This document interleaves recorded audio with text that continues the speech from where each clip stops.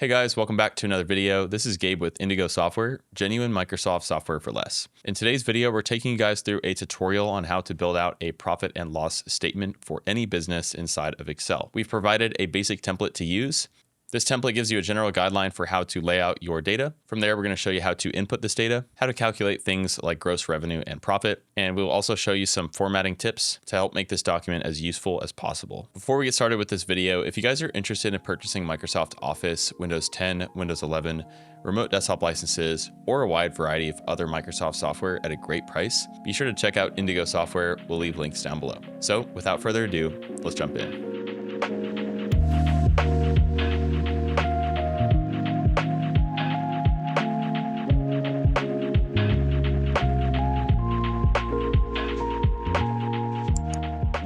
If you'd like to follow along with the template that we created, we'll leave a link for that in the description box below. All right, with that template, let's go ahead and get started. Now, if you downloaded our template, it should look something like this. This is kind of a good starting point, but first let's talk about our data inputs. So for now, we're gonna focus on revenue and expenses. All right, so clicking over to revenue and expenses, we're gonna notice that we have some descriptions up here. How you organize the data is entirely up to you, but we essentially wanna have some kind of date reference. We want a minimal description, ideally, and then a category and an amount. And the category and the amount are going to be what we're using to basically consolidate our data on the P&L statement. All right, so I've copied some made up data here. I'm going to go ahead and paste that in. Okay, so here's the data that just copied over from revenue. In a lot of cases, this is going to be something that you can export from your sales processor or potentially your business bank account. And so if you start with a CSV and it gives you data something like this, then you can just copy over the data to Excel manually. You could also individually enter lines. However, that is a little bit more prone to errors. So again, we recommend exporting a CSV. We're not going to cover that in this video because there are a lot of different ways that you could do that, but you just want to export that data into a spreadsheet and then copy it in here. Okay, I'm doing the same thing here for my expenses, and I've just got a few expenses here. And if we take a look through the categories, so I have a software category, advertising, hardware, or insurance. So basically I have 4 categories. You could have as few or as many categories as you want for this. And same thing for the revenue. We have just a few kind of general categories. So if I'm taking revenue from selling a warranty, I have, 3 of these here. I've got some hardware sales. And so that's going to allow me to separate that by category in my profit and loss. And as a business owner, I can ideally have more insight into where my revenue is coming from or where my expenses are going to. So once we've done this, I'm not going to focus too much on these pages because this is just the data. I'm going to bold the date, description, category, and amount, just so it's a little bit easier to make that visual distinction.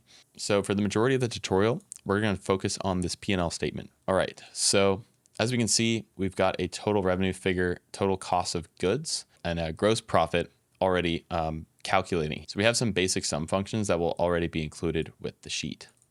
I'm going to go ahead and clear all of the functions from these cells. I want to build out this sheet a little bit more, and I want it to tell me specifically what the expenses and revenues are by category. So I'm simply just clearing the formulas from these cells. Oh, and we've got one more here, so I'll just delete that and then hit the check mark to confirm. All right, so the first thing I want to do is just work on some basic formatting. We're going to call this Indigo Computers, and this is our made up computer company. I'm going to go ahead and insert a few rows above as well, just to give me some extra space. I want this title to be pretty big, so I'm just going to select a range and I'm going to hit merge and center on my company name title. And then I will bold that. I'm also going to align it in the middle here. And then I'm going to pick a different font and I'm going to enlarge the font size. Now this is all optional, but again, I want this to look, like a decent P&L statement. All right, and then I'm going to change the cell color itself to a sort of darker color, and I'll change the text to a lighter color. So I'm pretty happy with that. Maybe I want to make this a little bit smaller. And then I'm going to basically do a similar thing with the profit and loss statement. So let me actually paste that into here. And I'm going to select, so let me actually paste it into this cell. And then I'll merge and center it just below this here so I can easily see that. And maybe I'll make this kind of a dark gray or something and bold. Cool. So that looks pretty decent. And I'm going to go ahead and remove this because I don't need that. And okay, I'm pretty happy with that. I'm also going to insert another column here, and we'll just shrink that down a little bit. Okay, I think this is a great starting point.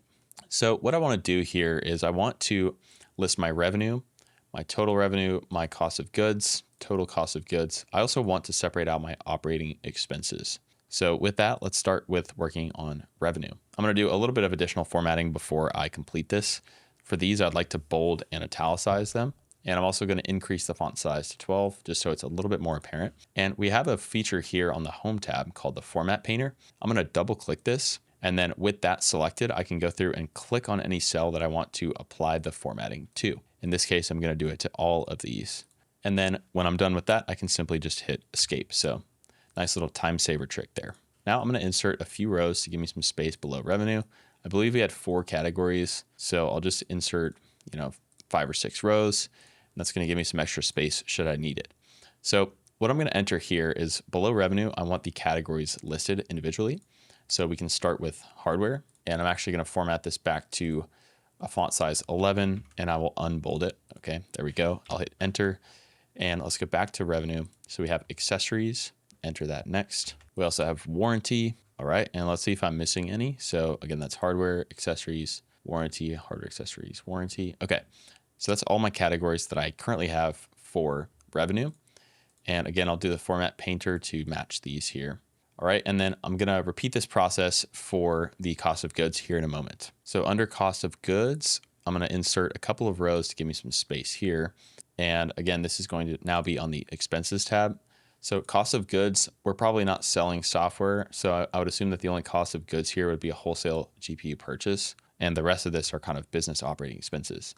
So we'll enter hardware below this. And then I'm gonna enter a few lines here by where it says operating expenses. And let's go ahead and add those. So we have software, advertising, and insurance, okay? Insurance. Now we're carrying over the formatting that we didn't want for this. So again, I'll go into this cell and I'll double click the format painter. Let's just make those sub labels not bold and back to the size 11. All right, and this looks great for now. I'm gonna hit escape. Now we could enter a start and end date if you'd like to, if your expenses and revenues are, for example, being tracked in the same month. We're gonna skip this for now, but again, you could add that information if you want to track that as well. Okay, so now we're going to start using some functions. This function is actually very simple, but we are gonna walk you guys through how to use it step by step just to make sure that it's not confusing. The first thing we have to do is let's go back to our revenue and our expenses, and let's select the entire range that has information, and we're gonna go to format as a table. I'll just click a medium blue table, and I'll press OK. Note that I kept it checked where it said my table has headers. So these would be the headers, basically, again, listing the type of data that's below. So let's go ahead and do the same thing for the expenses page. Format as a table, medium, and my table has headers. We have our range, so let's press OK. And now we can head back to the P&L statement. So for hardware, here's how we're going to do this function. We're going to start with equals sum if, and let's go ahead and open parentheses. And as we can see, it's telling us it wants the range and then the criteria and then the sum range. So the first range is the range that we want it to look to. In this case, that's going to be revenue, as we have stated right here. So we'll go to revenue and we want it to look to the category. So we want the category range. So I'm going to select all of these. All right. And we can see it says category up here. So it's taking the information from this header. Once we have that, let's enter a comma. And that's giving us the next set of data, which is going to be the criteria. The criteria will be back on the P&L statement page, and in this case, it is hardware. All right, so we have P&L statement B11. Let's hit one more comma, another space, and then back to the revenue, and now we want the sum range. So I'll click and drag this entire sum range, close parentheses, and that is now our function. So I'm going to hit this green check mark to confirm. As we can see, that automatically calculated the sum. And this is the sum of all of our hardware revenue. So we could go and check that.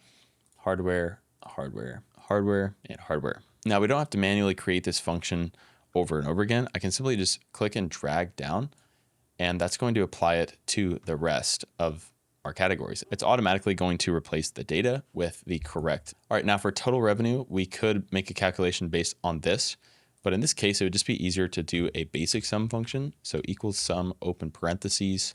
Let's select this range and we'll hit enter.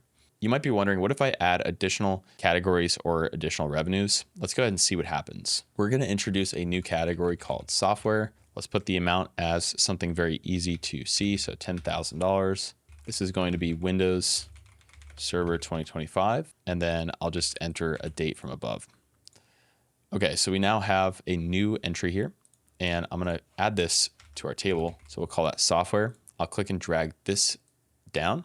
And as we can see, it's not automatically calculating this in our sum function.